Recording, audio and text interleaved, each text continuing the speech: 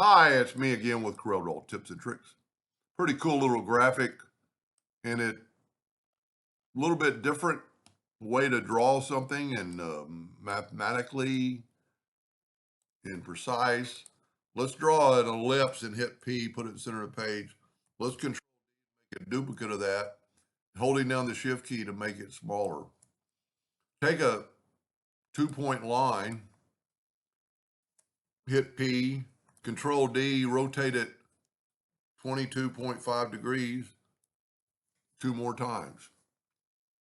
Now we're going to use this for kind of like you want to go between the pieces in the intersection.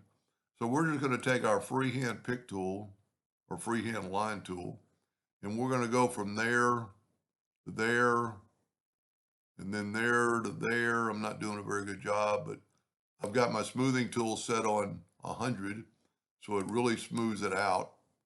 I've kind of got a bad spot right there, so I'm going to take that and put it like right there, maybe take away that note. That wasn't a good choice. And then bring this kind of to a point. You want to kind of, well, I want a kind of a flow line. You want, not an abrupt change like that is, but you want to, one of the kind of the important things is to stay on that line. So after you move some things around, you might have to, and it's not that important, but it's going to make life a little easier, I think. And you can always right click and turn that into a cusp, and a cusp makes it where you can change just one side of it.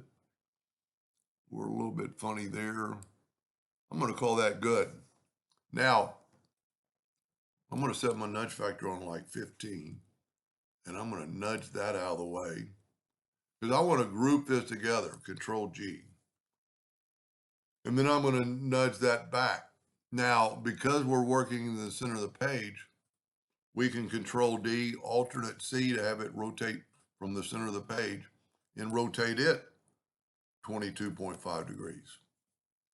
And you can kind of see what I've got there. So now I can just take my virtual segment delete key and delete these 3 lines. And I have that shape. Now I'm going to fill that in with the Smart Fill tool. And I'm going to nudge it out of the way. And because we're working in the center of the page, I'm not going to delete these. I'm going to put them over here. And I've nudged that once. I'm going to nudge it again. And because we're working in the center of the page, I can rotate without those lines. I'm going to get the interactive fill tool, put a little black there. I'm not so sure if I like that white streak, but I'm going to go ahead and put it in there just kind of show you. I do this a lot with this white streak, but it makes it really white. So you go here and put blue, and it just makes it kind of a, and this would, I'm not going to do it, but this would be a good one to clone. I'm going to make it a little bit darker. Let me zoom in here. That's pretty dark. But let's go ahead and add another black. It'll make it just a little bit darker. Now, Control D, alternate C, and we've rotated it 22.5 degrees again.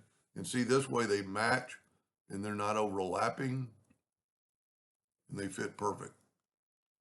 And if we bring in a black box in, yeah, I kind of like that one. It's got a lot of definition. It looks like the petals, if it was a flower, looks like the petals are going behind the other ones. Anyway, hope that gave you an idea or two, and thank you for watching.